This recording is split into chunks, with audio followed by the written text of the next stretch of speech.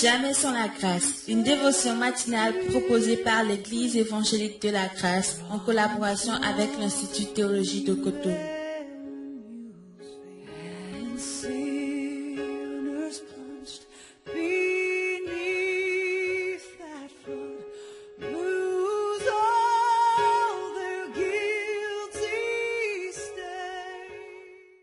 Chers amis auditeurs, merci de vous être levés tôt ce matin et de afin de pouvoir écouter votre dévotion matinale Jamais sans la grâce. C'est un honneur pour vous de vous accompagner dans le début de cette journée et de vous aider à rentrer dans cette journée et toutes ces turpitudes et toutes les surprises que Dieu lui-même a préparées pour nous. Hier, nous avons commencé cette série sur la faiblesse. Et vous vous souvenez combien je vous ai dit que l'homme, en général, ne sait pas gérer la faiblesse. Il la nie, il la maquille, il la cache, il l'élimine, mais il ne sait pas quoi faire en général. L'homme a peur de ce qui est faible. Pourquoi? Parce que tout ce qu'il fait tend vers le fait de le rendre beau, fort, attractif, intéressant pour les autres. Pourquoi? Parce qu'au fond de notre cœur, nous manquons tellement d'assurance, nous manquons tellement d'amour que nous cherchons par tout ce que nous faisons d'attirer l'attention des autres. Et nous devons bien sûr être le plus attractif possible. Mais nous avons vu qu'avec Dieu, ce n'est pas de cette façon-là. On l'a lu dans 1 Corinthiens, chapitre 1, que Dieu cherche les choses qui sont faibles. Dieu choisit les choses qui sont folles et Dieu choisit les choses qui sont viles. Dieu n'a pas peur de votre faiblesse.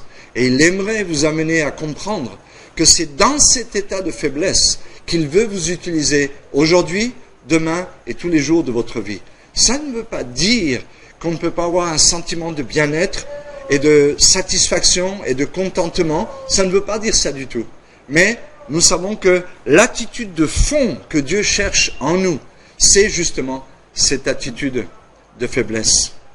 Il y a peut-être une chose que j'aimerais vous lire.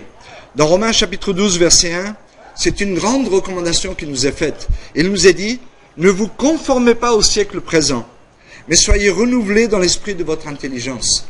Et j'aimerais vous féliciter véritablement, vous qui écoutez à cette heure matinale, vous êtes en train de travailler à ce que votre intelligence soit renouvelée. Pourquoi? Parce que la pression du monde autour de nous est tellement forte afin de nous amener à nous conformer à l'idée de ce monde. Et regardez autour de vous, juste asseyez-vous un instant. La prochaine fois que vous allez dans l'église, asseyez-vous et regardez les gens. Et posez-vous la question, pourquoi le frère est ainsi? Pourquoi il parle comme ça? Pourquoi il est habillé comme ça? Et pourquoi il donne cette impression? Et vous saurez très rapidement que dans beaucoup de cas, c'est parce que inconsciemment ou consciemment, volontairement ou involontairement, nous nous conformons au siècle présent. Mais ce n'est pas ce que Dieu veut pour nous. Et j'aimerais vraiment que ces dévotions durant cette semaine nous amènent une forme de liberté afin que nous comprenions quelle est la position de Dieu vis-à-vis de la faiblesse. Le passage qu'on avait lu dans Apocalypse 3:8 nous dit peu de puissance. Je vous donne le mot en grec, c'est le mot mikros, qui a donné bien sûr le mot microscopique, qui veut dire petit en taille, en espace, en âge, en temps, en quantité et en distinction ou en rang. Donc, petit en toutes choses, mais ce n'est pas ce que Dieu craint. Dieu craint plutôt celui qui pense qu'il est trop fort. Rappelez-vous de Samson.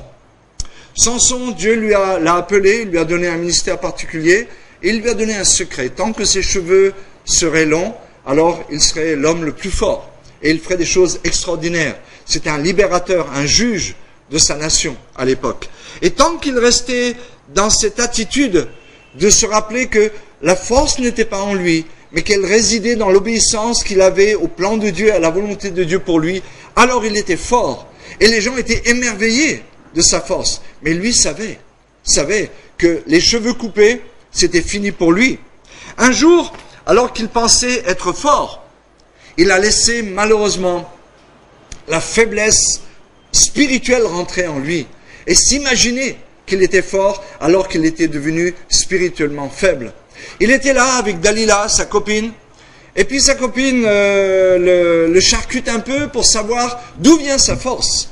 Et pensant justement être devenu fort en lui-même, voilà maintenant qu'il va livrer le secret de sa force. Il dit, si tu me coupes les cheveux, je serai sans force, parce que la force ne vient pas de moi, elle vient de Dieu.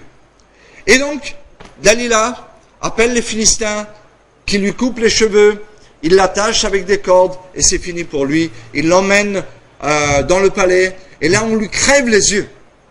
Et la vie de Samson va changer radicalement.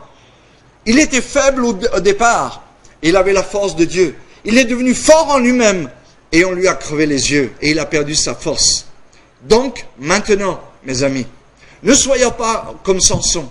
Ne cherchons pas à être forts. Je vais vous expliquer les prochaines fois comment Dieu nous regarde et comment Dieu veut que nous soyons forts. Donc que Dieu vous bénisse et bonne journée. C'est tout le temps que nous avons. Si vous avez aimé cette dévotion, parlez-en à vos amis. Parlez-leur du message de la grâce et de ce qu'il fait en vous. Pour un sujet de prière, une question ou plus d'informations, contactez-nous. Téléphone 64 88 35 87 ou 96 42 69 05 ou par WhatsApp au 94 75 80 20.